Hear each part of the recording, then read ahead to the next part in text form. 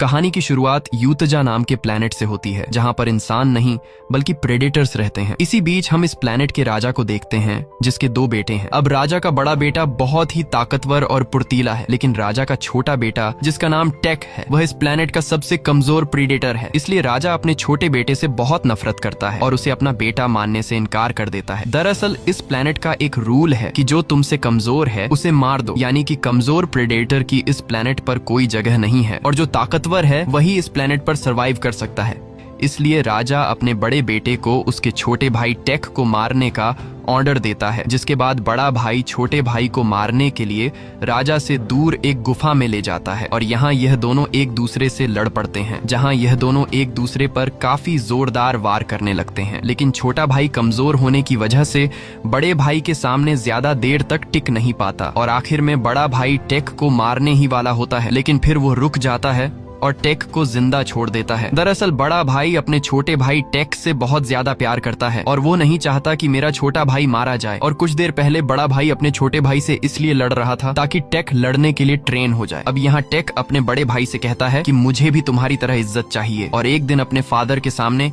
मैं ये साबित करके दिखाऊंगा कि मैं किसी से कम नहीं हूँ। ये सुनकर बड़ा भाई टेक को अपने शिप के अंदर लेकर आता है, जहाँ ढेर सारे खतरनाक हथियार रखे हुए थे और यहाँ बड़ा भाई टेक से कहता है कि अगर तुम्हें इस प्लेनेट पर इज्जत चाहिए और तुम चाहते हो कि राजा यानी कि तुम्हारे फादर तुम्हें इज्जत दे, तो तुम्हें जीना प्लेनेट पर जाकर एक मॉन्स्टर का सर राजा के सामने लाना होगा और उस मॉन्स्टर का नाम कैलिस्क है, जो बहुत ही ज्यादा खतरनाक है। उसे आज तक तुम्हारे फादर भी नहीं पकड़ पाए हैं और अगर तुमने कैलिस्क का सर अपने फादर के सामने पेश किया तो पूरा कबीला तुम्हारे सामने अपना सर झुका देगा और तुम्हारे फादर भी तुम्हें इज्जत देने लगेंगे। अब यहाँ टेक भी ठान लेता है कि वो उस मॉन्स्टर का कटा हुआ सर लाकर खुद को बहादुर साबित करेगा। अब जब यह दोनों बातें कर रहे होते हैं तभी इस प्लेनेट का राजा यानी कि इनके फादर वहां आ जाते हैं और राजा टेक को जिंदा देखकर काफी गुस्सा हो जाता है, क्योंकि उसने अपने बड़े बेटे को टेक को मारने के लिए भेजा था।